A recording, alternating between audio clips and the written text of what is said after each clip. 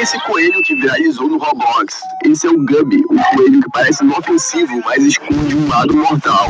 Criado brasileiro de iluminação como uma arte simples, inspirada em um jogo chamado Frozen Soul.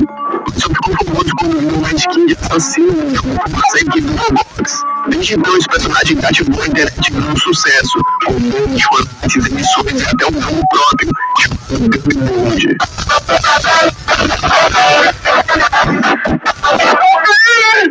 Esse coelho que viralizou no Roblox, esse é um Gubby, que parece uma ofensiva, mas esconde um lado mortal.